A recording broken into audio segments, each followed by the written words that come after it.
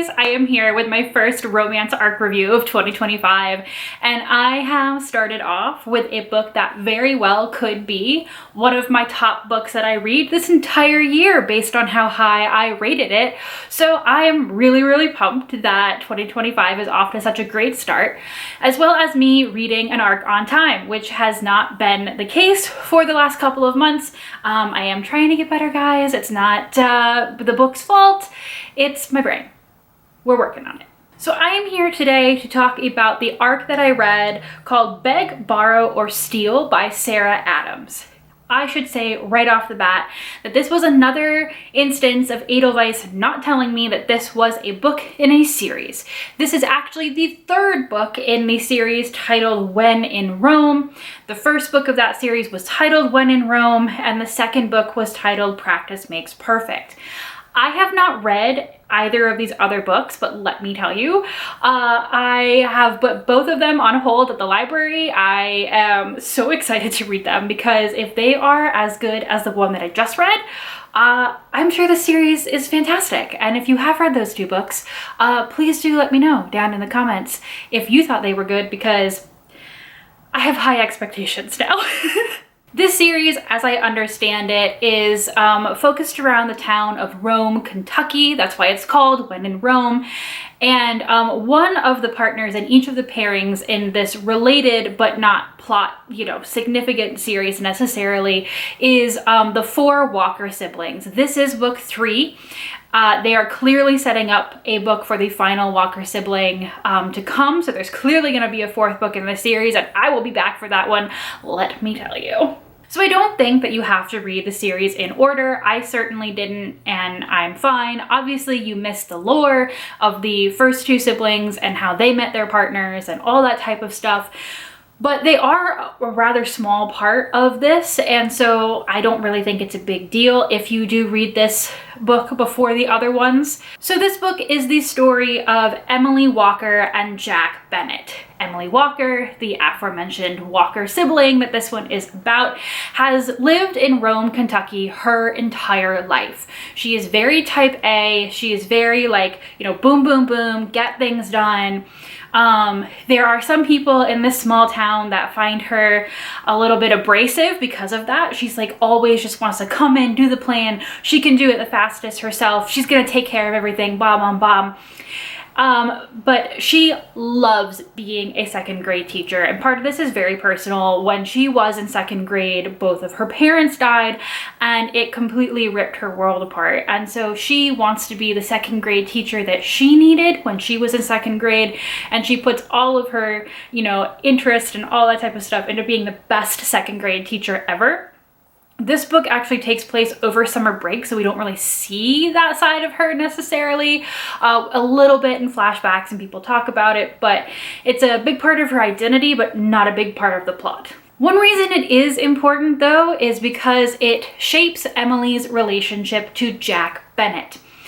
Emily and Jack actually met in college in a not-so-meet-cute where before one of their first English classes at their same 4-year college where they were both English majors, Jack and Emily literally ran into each other outside of the classroom. Jack spilled his coffee on her and then tried to hit on her, and Emily, who was recently out of a breakup, was super annoyed by the entire thing, was kind of rude to him, and then they went in and she wanted to get a seat up front. There was only one left. Jack stole it. They started bickering, and this is just their life now. They were both teachers, grade school teachers in Rome, Kentucky for a while before Jack got engaged and moved away.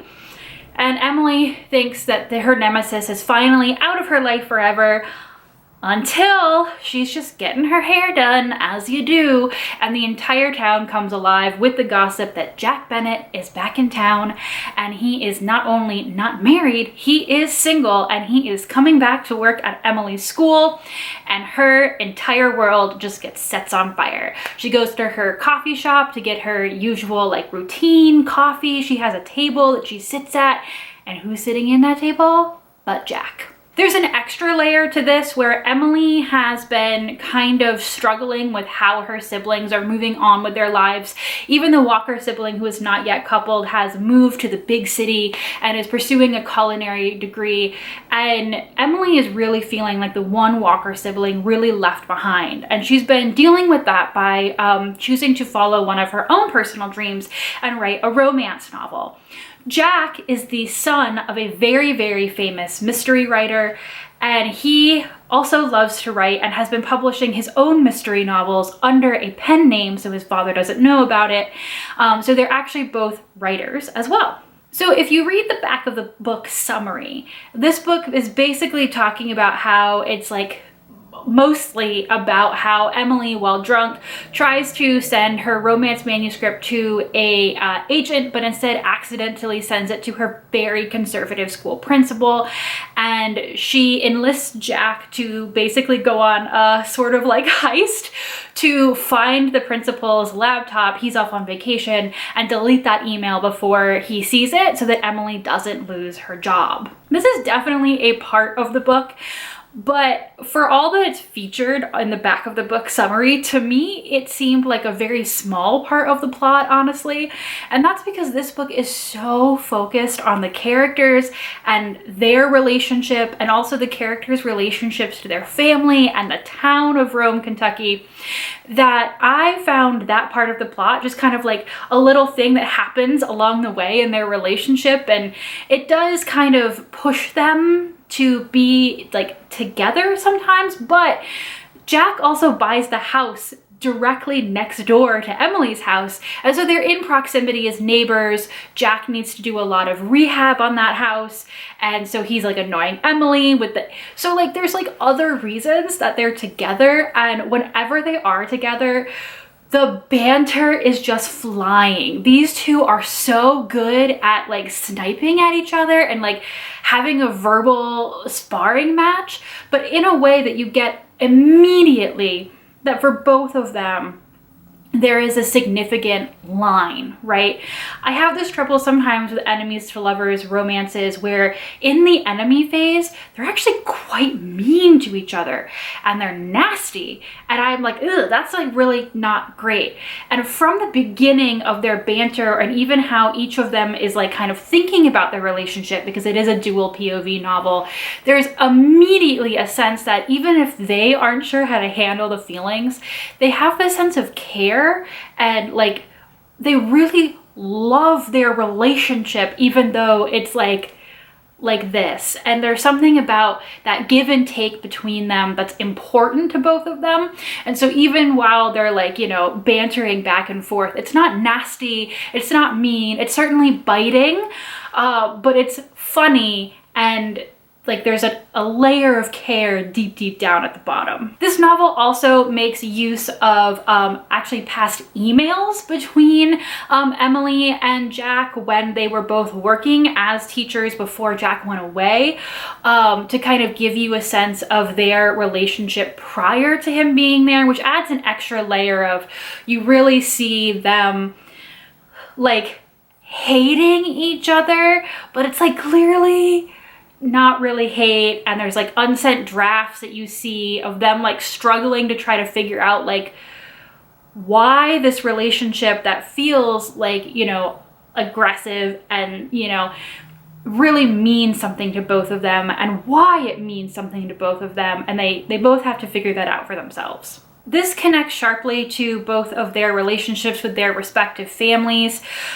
Jack's father is named as an extremely narcissistic father who really does keep Jack's mom in like a little box, and Jack grew up with that, being the only child of this very narcissistic parent, and that has affected him and how he deals with the world.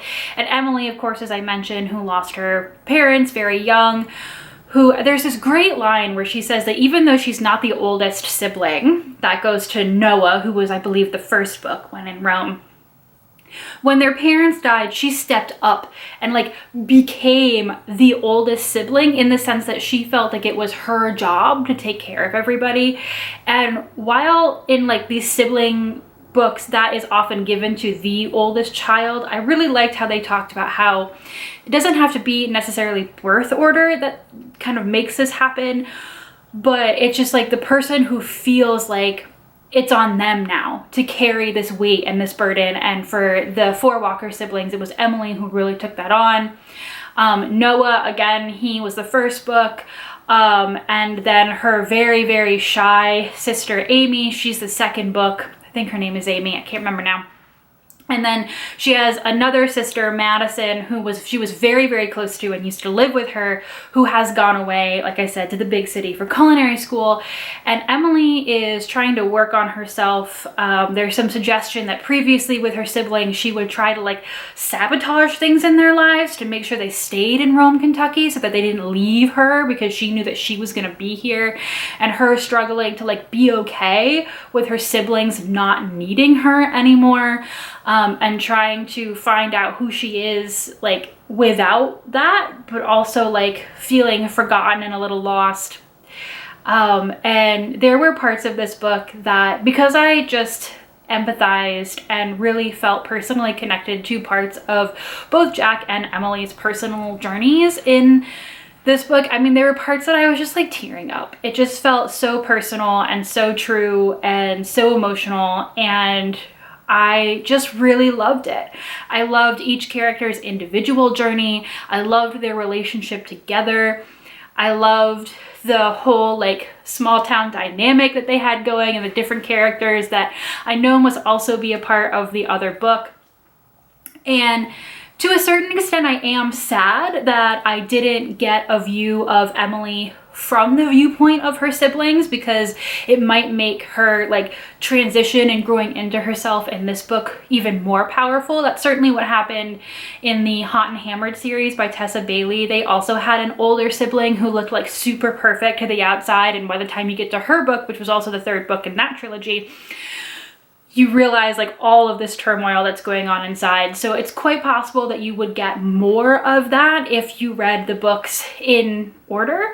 But even though I had not met Emily or any of these characters before this, I felt for them so deeply, and I fell in love with them so deeply. And I'm really, really glad there are 2 other books that I haven't read, because I'm very excited to like go and spend more time in this town with these characters, and just with someone in Sarah Adams who has really, really put together fantastic characters, an emotional storyline, and a really, really funny book as well. So this is an ARC review, but on day of posting, this book is coming out tomorrow, so it will not be long.